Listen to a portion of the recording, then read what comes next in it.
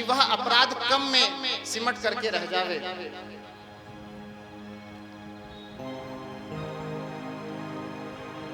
इसलिए हमें अपराधों से बचना चाहिए। प्रयास यह भी करें कि देव अपराध से अवश्य बचें, क्योंकि देव अपराध हो जाने पर इसकी तुलना कहीं नहीं की जा सकती है। भीष्म पितामह को आपने सुना होगा। भीष्म पितामह इतने विवेकवान, बलशाली और इतने ज्ञानी हैं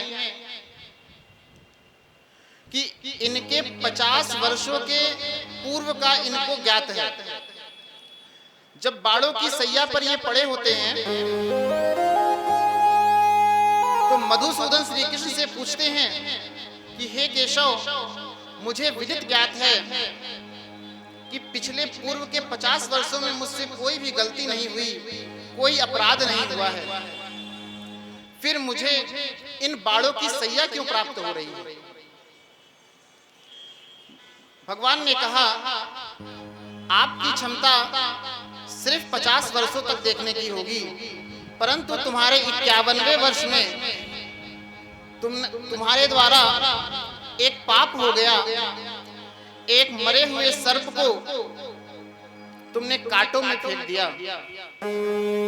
और कांटों में फेंक देने से उस झाड़ी में बहुत सारे कांटे थे और उस सर्प के चुभ गए, और श्राप दिया गया कि एक समय ऐसा आएगा कि जिस तरीके से मेरी मृत्यु कांटों के चुभने से पल पल हो रही है, तुम भी इसी मृत्यु को प्राप्त करोगे, इसी अवस्था को प्राप्त करोगे। परंतु भीष्म पितामह को वरदान प्राप्त था कि जब तक वो नहीं चाहेंगे उनकी मृत्यु नहीं हो सकती।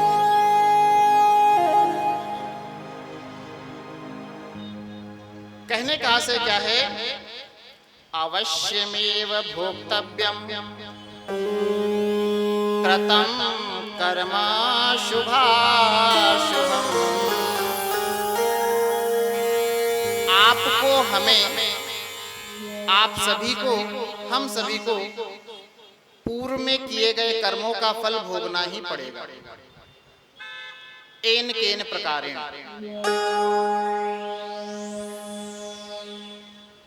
इसलिए सत्कर्म करते रहिए। और सत्कर्म क्या है?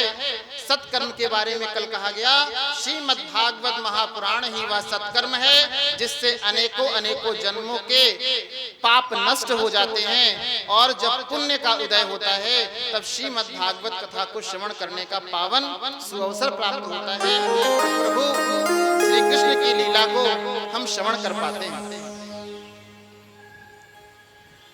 प्रभु श्री राम ने कितना अच्छा कार्य किया।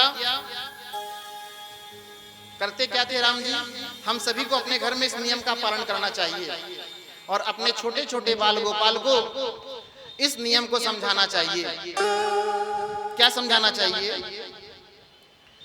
कि प्रातः काल उठ कर रघुनाथा, मातु पिता गुरु ना वही माथा। राम जी क्या करते हैं? राम जी करते हैं, जब प्रातः काल उठ जाते हैं, प्रातः काल उठ करके माता पिता और गुरु के चरणों की वंदना करते हैं, उनसे आशीर्वाद ग्रहण करते हैं। माता पिता का आशीर्वाद प्रदान किया जाता है और गुरुदेव आशीर्वाद देते हैं। यह राम जी की दिनचर्या है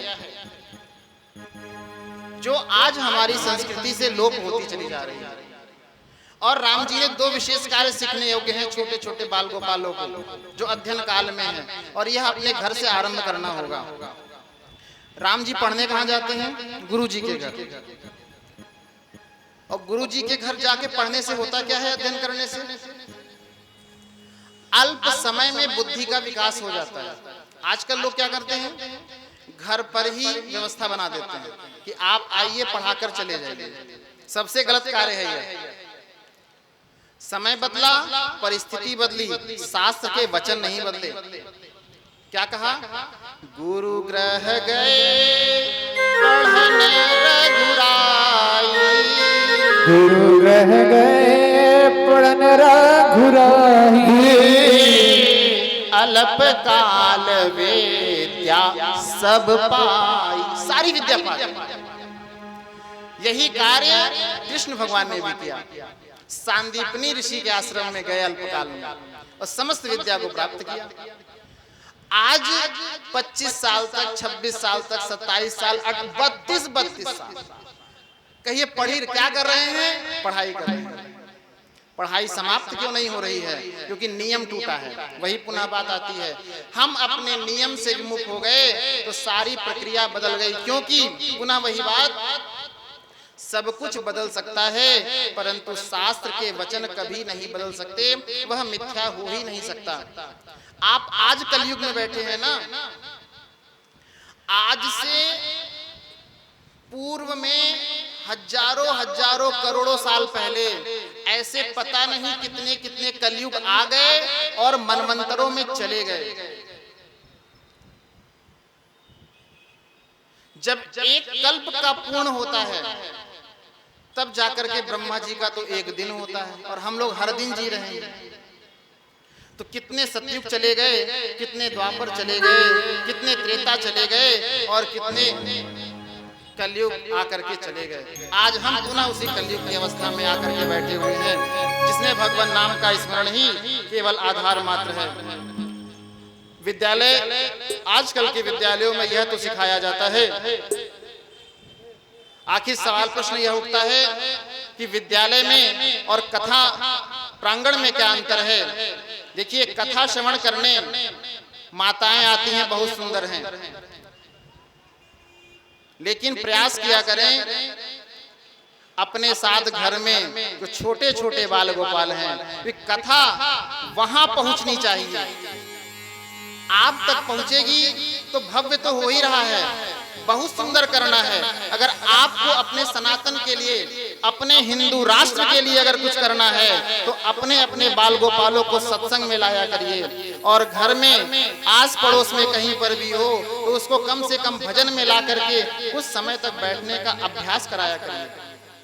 अभ्यास में बड़ी क्षमता है, क्योंकि कॉलेज में, यूनिवर्सिटी में यह तो सिखाया जाता है कि आप पैसा कैसे कमाएंगे, how you can earn money.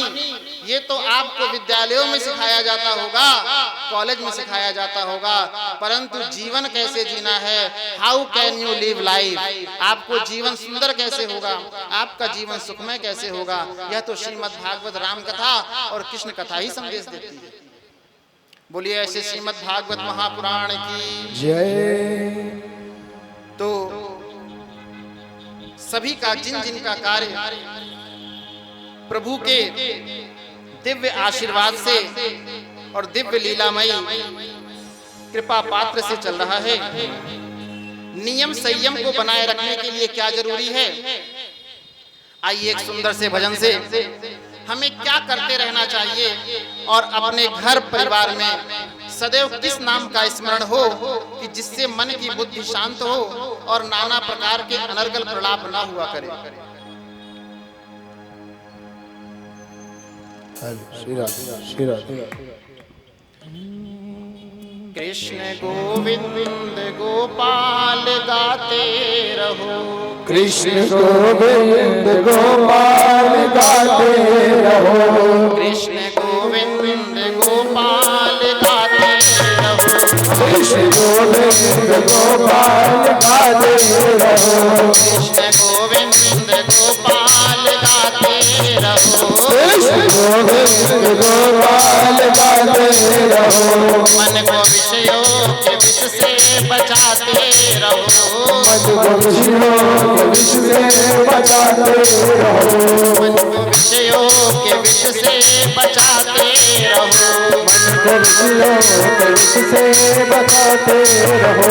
Krishna Govind Gopal गाते रहो, कृष्ण गोविंद गोपाल गाते रहो, कृष्ण गोविंद गोपाल गाते रहो, कृष्ण गोविंद गोपाल गाते रहो।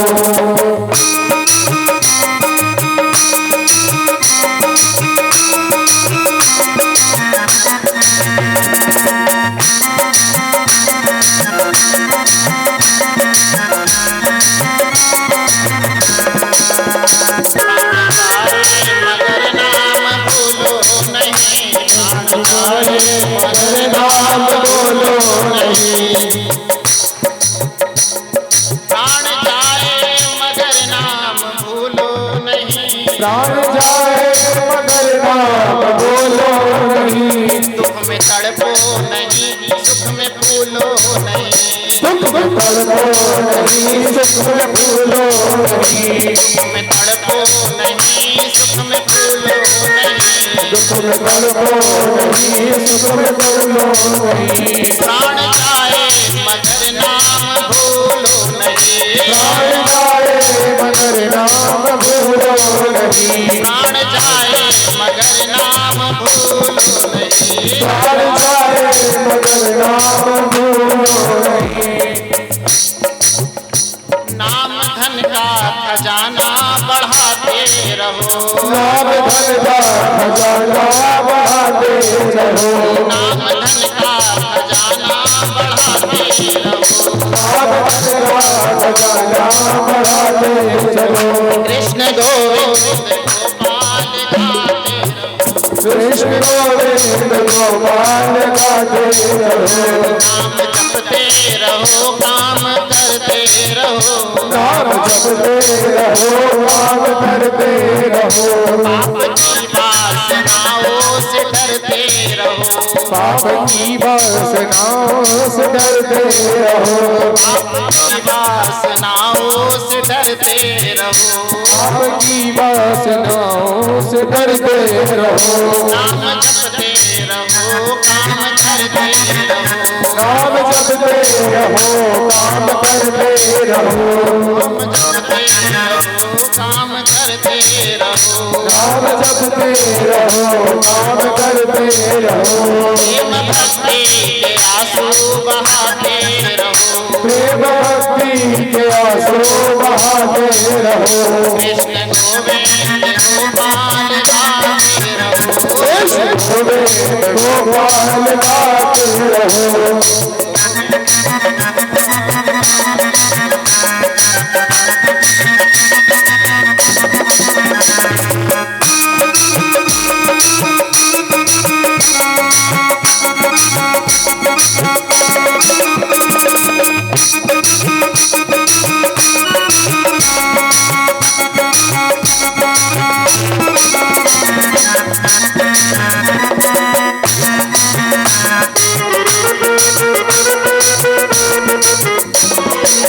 जब आप ऐसा करेंगे, पूरे पूरे हाथ।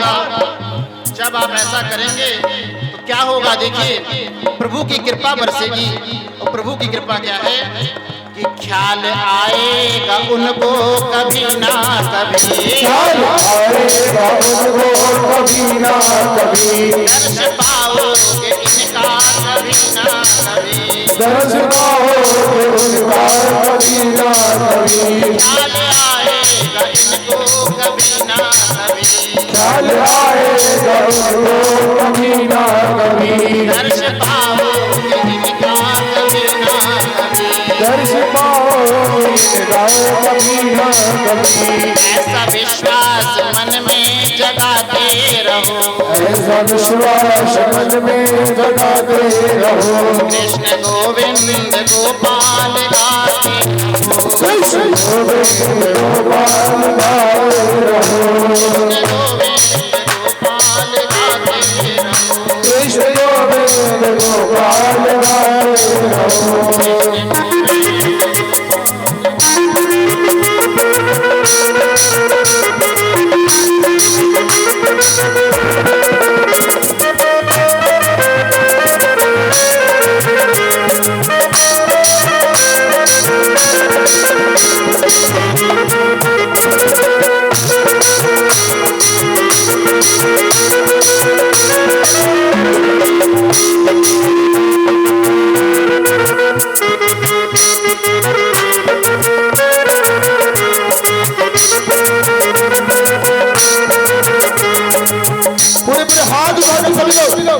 कृष्ण गोविंद गोपाल गाते रहो। गोविंद गोपाल गाते रहो। कृष्ण गोविंद गोपाल गाते रहो। कृष्ण गोविंद गोपाल गाते रहो। कृष्ण गोविंद गोविंद गाते रहो।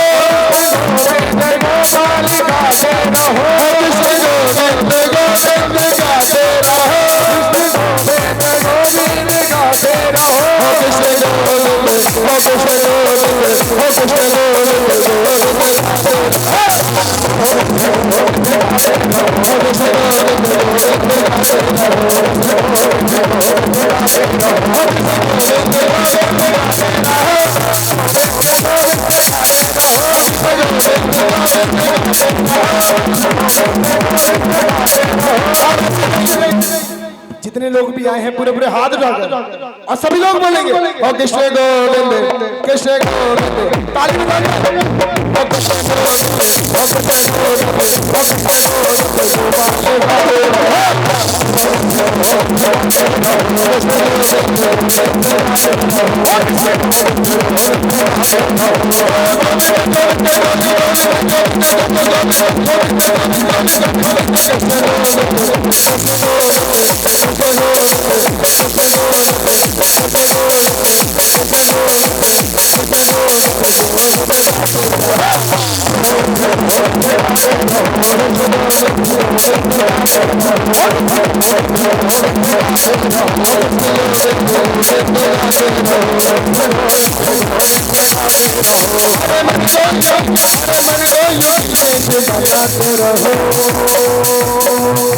पूरे पूरे हाथ उठाकर ओ कृष्ण गोविंद गोविंद गाते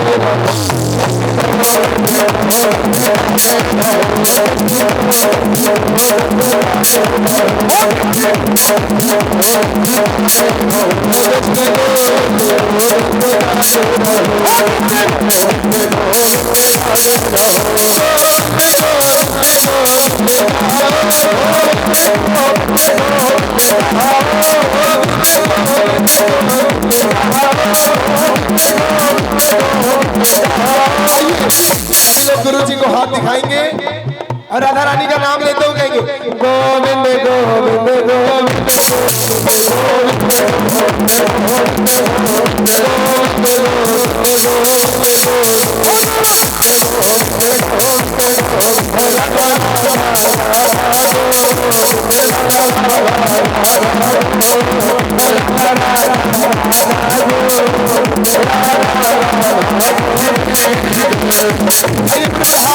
और सभी लोग बोलिए गुरु जी के साथ राधा राधा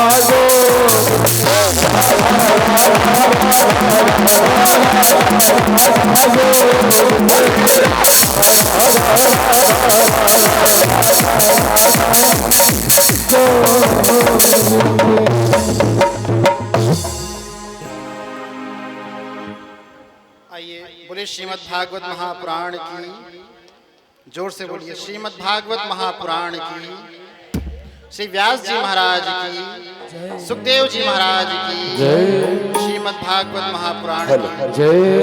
जोर से बोलिए राधे राधे, ऐसे नहीं, राधे राधे राधे राधे राधे राधे श्याम। आइए कथा में प्रवेश करते हैं। कथा में दिव्यानंद और प्रभु की कृपा। ऋषि करदम, कथा में ध्यान से और सावधान होकर के सुनिएगा। कहा भी जाता है बार बार, सावधान कर पुनि मन शंकर, लागे कहन कथा अति सुंदर। हमेशा कथा को सावधान होकर के सुनिए। ऋषि करदम जिन्होंने 1000 वर्षों तक तपस्या करी है,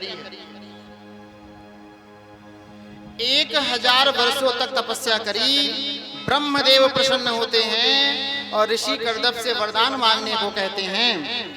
तो ऋषि करदम वरदान क्या मांगते हैं? उस समय बाल्यावस्था से ही उन्होंने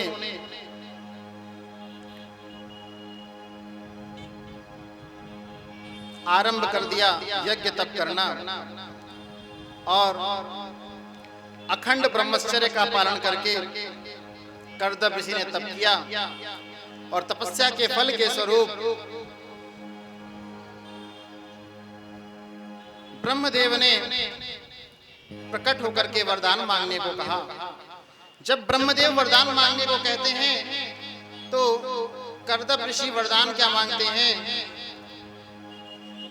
मेरा विवाह, करदम ऋषि कहते हैं मेरा विवाह सुंदर युवती के साथ हो, परंतु वह भजनानंदी हो। वरदान क्या मांगा? मेरा विवाह होना चाहिए।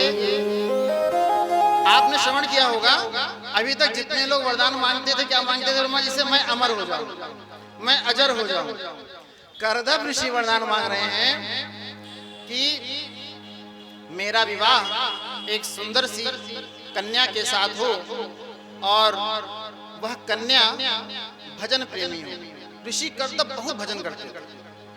आप इसी से अनुमान लगा सकते हैं कि जब 1000 वर्ष तक वो तपस्या कर सकते हैं तो भजन कितना प्रबल होगा। ब्रह्मदेव से उन्होंने कहा कि मुझे ऐसी कन्या से विवाह करना है, मार्गदर्शन कीजिए जो मुझसे भी अधिक भजन करती हो, मुझसे भी अधिक ठाकुर जी में प्रीति हो, ऐसी कन्या से विवाह करना है। ब्रह्मदेव तो वरदान देने में तथास्तु तो बोल देते हैं। समस्या तो देवताओं के लिए खड़ी हुई। अंत में इसका मार्ग भी सुगम किया गया। कहा वरदान तो दे दिया है ब्रह्मदेव आपने, परंतु इसकी